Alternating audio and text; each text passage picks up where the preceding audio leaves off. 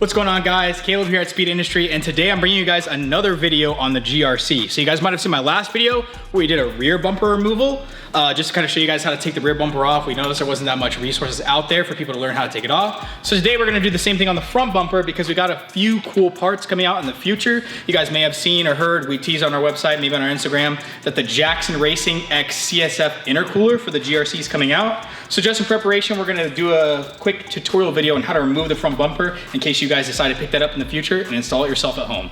All right, so for the first steps, we're gonna start at the bottom of the car. Got a bit of a strange lift setup today because we're working on another BRZ over there on the 8.6 speed channel.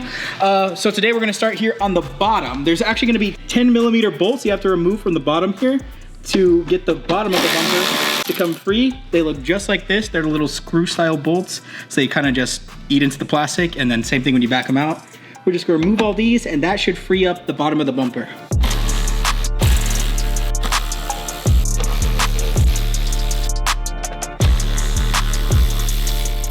So next we're moving on to the side of the GRC. Here there's gonna be 3 little plastic clips. Standard practice, just get yourself a nice little pick here, get in the grooves, pull that out. It's just a super tiny little clip there. I've never seen one this small, but yeah, you just get in these little grooves they have here, hold it gently, and then you can grab it with your hand, pull it apart. Once you've done that, you've already got the bottom of the bumper free. So you can just kind of, similar to the rear of the GRC, there's a lot of parts where it's kind of like, hey, this is the point of no return. It's gonna feel like you break it. You're just gonna grab a hold of it and give it a gentle but swift little pull. It's gonna free everything up. You're gonna be able to start removing the bumper all the way around. 3 clips on each side for a total of 6. And that will free up the sides of your bumper.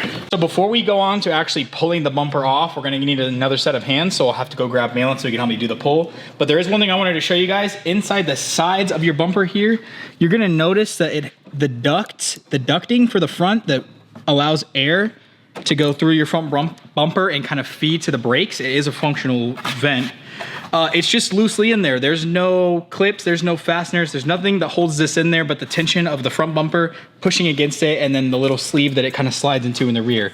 So don't be alarmed if this falls out whenever you're pulling the bumper off. It's just loosely in there. There's not fastened in there. It's not broken. Essentially, whenever we go to put the bumper back on, we'll kind of show you guys, but it just kind of slips on like a sock, and then you slip it in the back, and then the pressure of the bumper itself holds it in place so you don't have to worry about it rattling around or falling out again. And so as you guys know, we do a lot of 8.6 stuff too, so that also means we've removed 8.6 bumpers.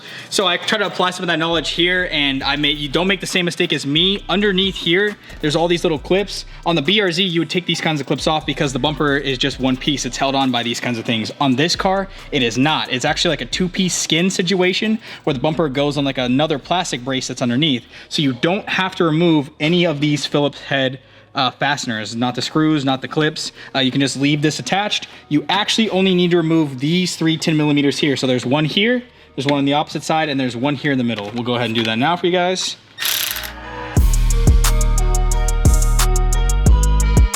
And then lastly, before you go ahead and actually pull that bumper off, just to make it a little bit easier for you, there is one plug right down here at the front of the bumper.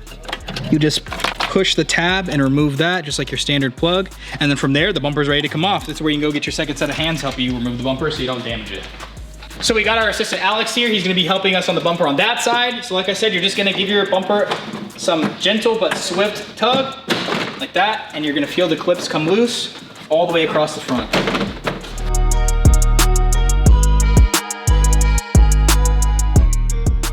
This is why you want the second set of hand, guys. There is 2 more plugs here. So your fog lights plug in right here. You're gonna wanna remove those. This way it helps to have a second set of hands so they can hold the bumper on that side while you're removing these plugs. So make sure you remove both of these before you try to pull the bumper so you don't stretch any wires.